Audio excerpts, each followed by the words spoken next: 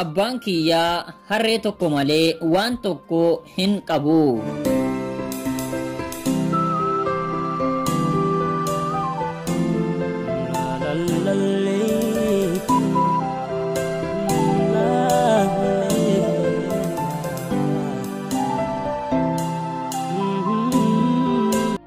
Ani kanan dhaladhe godina Jimmaa naannaa baadiyyatti yoo ta'u yeroodhaaf maqaa kootii fi ganda koo himachuu hin barbaadu.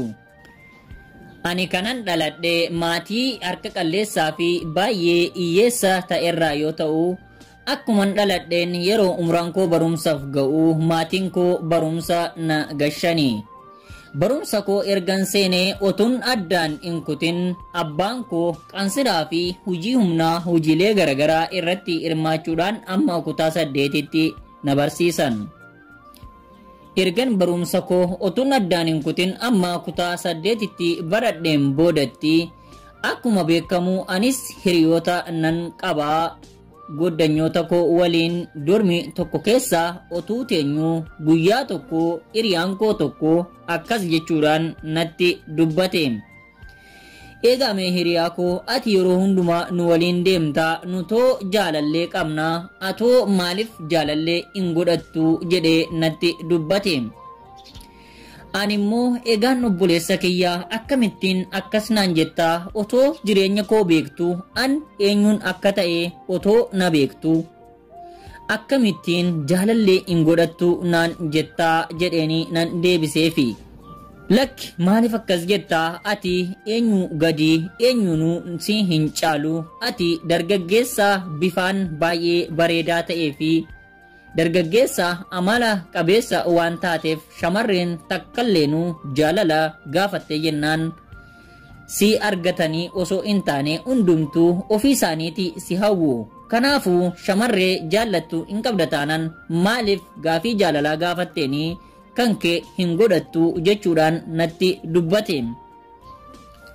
Anilleen egaan obboleessa kiyyaa ani hiyyeessa akkamittiinan shamarran fuundura dhaabadhe sin jaalladhaa afaan kamiinan jedhaa jedhe gaafan an deebisu lakki hiriyaa koo horii abbaan rabbii kan qabus ni dhabaa inni hin qabnes ni argataa jechuudhaan akka kana bareechee yadala itti dabalee abdii fi amilee natti horuudhaan na onnachiise.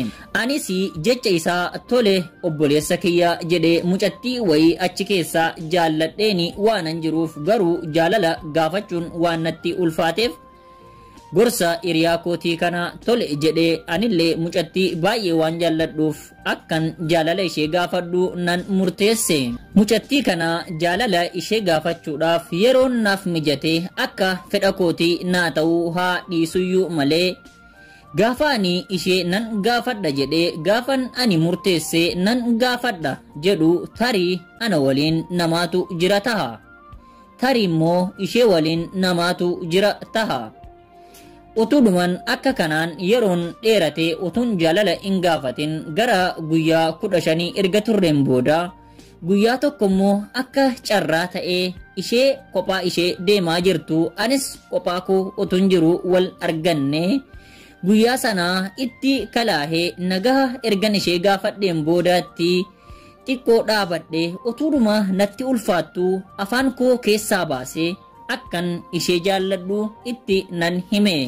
Gaafan akkan ishee jaalladhu of jajjabeessaa onnee fi abdii ofitti horee gaafan ishee gaafadhu garuu deebisaan afaan ishee keessaa bahee akka an yaadee gaafadhe osoo hin taane faallaa gaafii kootiitiin adda ta'e. Deebisaan ishee deebisaa baay'ee laphee nama cabsuu fi akkasumas jireenya keetirraa abdii si kutachiisuudha. Jaalalleen koo kun yookaan mucattiin ani jaaladhe kun akkas jechuudhaan deebisaa naaf deebiste. Onneen koo qulqulluun har'asi jaalataa balbala isaa banee taa'is eegataa jiru natti hin tolle yoomuma na dhuftaa. Erga daqiiqaa yookaan sagandii muraasa ija koo keessaa na ilaalteen boodatti obboleessa kiyyaa ani horii yookaan harree miti naan jette.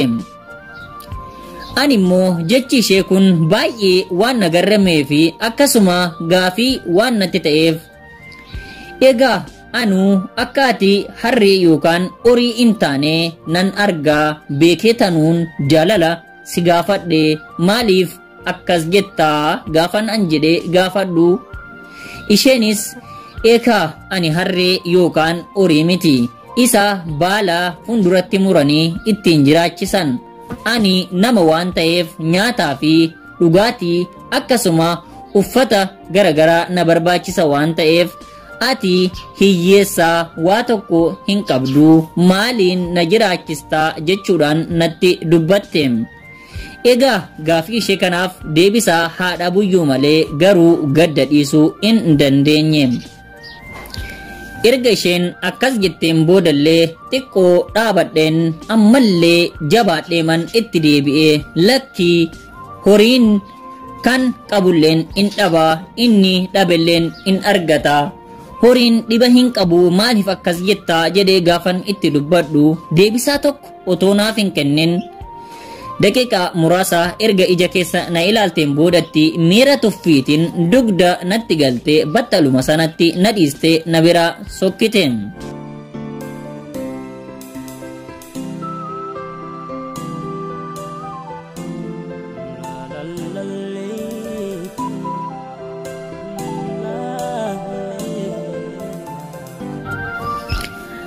Anilleen daqiiqaa muraasa lafa sana ergan dhaabadheen booda wannan godhu gaafan dhabu mataa koo cabseen gar malee jechi ishee laphee koo waan na cabseef akkasuma barumsa korraayis ta'ee jireenyarraa jecha abdii nama kutachiisu ture.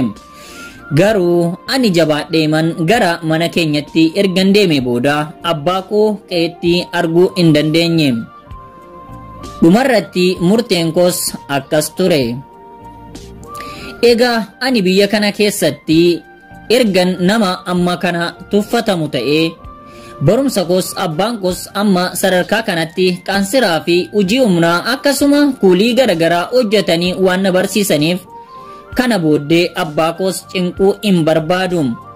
Barumsa immoo ergan kutaa 8 darbee wacii baay'ee fi akkasuma humna birrii waan si gaafatuuf dandeettii isaa waan hin qabneef biyya kanarraa gara biyya ormatti imala koo taasisuun qaba kan jedhu keessa kootti erga murteessee booda lafa abbaan koo jiran barbaacha gaafan dhaqu abbaan koo lafa qaansiraa hojjetan maasii namaa keessa jiru.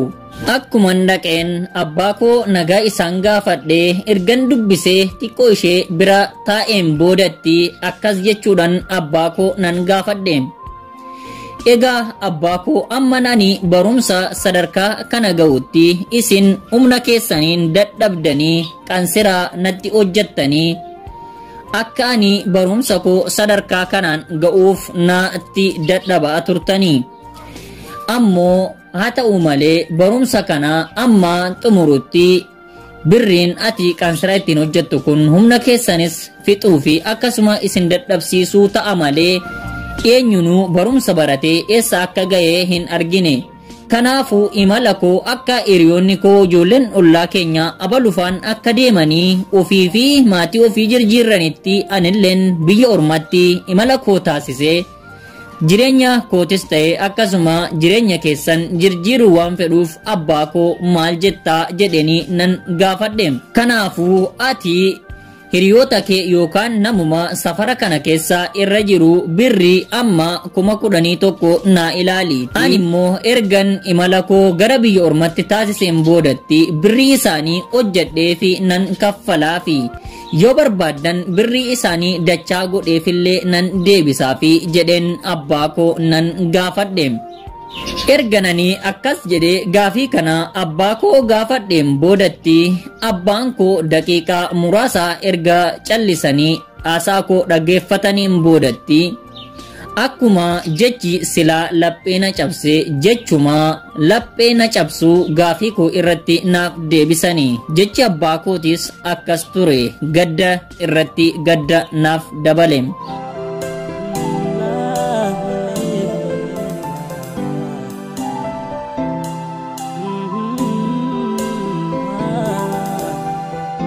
Eegame ilma koo safara kana keessatti tokkoffaa irratti miskiina yookaan hiyyeessa harka qalleessaa yoo jedhan kan argamu ana abbaa keetiin.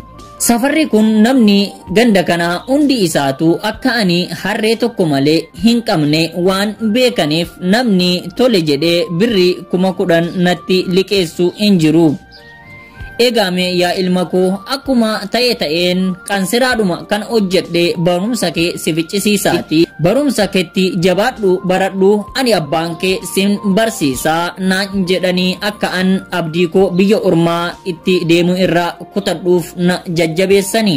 Haa ta'u malee haasaan abbaa kooti miira koo lafa sanarraa jijjiiruu hin dandeenye. Ani safara sana keessatti hafe guyyaa sana booda ija mucattii sana arguun anaaf du'a yookaan cita mormaa waan natti ta'eef bakka abbaa koo jaallattes jibbites ani as taa'ee lammaffaa isin cinquu hin barbaadu imala koo gara biyya ormaatti taasisaa jedheetanii safara sana keessaa otun birrii tokko hin qabaatin nan ka'ee gaafan nan deema an jedhu. Abbaan koo birrii 35 kiisii keessaa baasanii oodhaatii ittiin shaayii dhugii gara hojiin jiru barbaadiitii hojjetadhu jedhanii na geggeessanii. Birrii sana qabadhee guyyaa 5 achuma keessa qansiraa ergan hojjedheen boodatti gara birrii 700 ergan qabadheen booda imala koo gara dirree dhawatti nan taasise. Ergan guyyaa muraasa dirree dhawaa keessa hojjedheen booda imala koo gara Jibuutiitti miilaan nan taasise. Jibuutii keessa yoo xinnaate ji'a 6 fi gara ji'a 7 ergan tureen boodatti birrii gatii doonii ittiin kaffaladhu ergan hojjedheen booda imala koo gara Yaman ergan taasise. Jireenyi Yaman akka yaaddee fi akkan ani itti dhaga'e sanaan faallaa ture. Hojiin Yamatti keessatti hojjettus hojii baay'ee humnaati akkasuma jimaa jala akaafuu fi qonforuudha waan ta'eef garuu hojii kana biyyatti awwallaaluu malee jireenyi biyya ormaa mataan isaa qabsoo waan ta'eef jaalladhee miti kanan baru dirqameen hojii achillee ergan bareen boodatti ilaalchi lammiilee Yaman ummata keenyaaf qaban baay'ee ilaalcha gabbu'aa haa ta'u malee achi keessatti rakkoon qunname hundumaa isa kaan dhoksee isa kaan obsee ergan achi keessatti jireenya koo muraasa jiraadheen booda amma gara Saudiitti imala koo taasisuun qaba. Garaa koo kutadhee mudhii koo hidhadheen gara seeran alaatiin daangaa Saudii cabsuudhaan guyyaa 15 erga imalleen booda Saudi Arabiyaa hin seenne. Akkuma guyyaa 15 imallee biyya Saudi Arabiyaa seenneen kan nuti seenne lammummaa biyya sanaa qabaanne osoo hin taane seeran ala daangaa biyyattii cabsine waan seenneef dhodhokachaa baadiyyaa keessa utuu deemnu hojii wayii arganne achumaan anis namicha tokko bira hojjechuun nan jalqabe. Akkuma namicha sana bira hojjechuu jalqabeen har'a kunoo rabbiif haa galatu waggaa arfaffaa keessa ga'een jira. Haa ta'u malee ani har'a biyya Saudii keessa jiraadhu malee jireenyi kootii fi jireenyi maatii kootii akka kaleessaa hin jiru. Amma tokko hojjedhee of jirjiiree maatii koo harka namaa ilaaluu irraa warra namaaf laachuudhaaf harka hiixatan ta'anii jiru. Nama baay'ee argatan jijjiirame ta'uu haa baadhuyyuu malee garuu rabbiif haa galatu akka kaleessaa hin jiru. Egaan obboloota kiyyaa kan bakka taa'etti hafu yookaan kan bakka tokkotti hafu dhagaa akka ta'e hin dagatinaa isiniin jedha. Egaan hordoftootaa fi daawwattoota Gurraacha Afrikaa Show. Seenaan jireenyaa obboleessi keenya nu biraan ga'ee isa amma ammatti daawwattanidha. Yaada obboleessa keenyaaf qabdan komentii jalatti kaa'aa isiniin jecha. Viidiyoon keenya har'aaf qabannee isa amma ammatti daawwattanidha. Viidiyoo biraa qabannee amma walitti deebinutti nagaa Rabbi keessa nuuf jiraadha.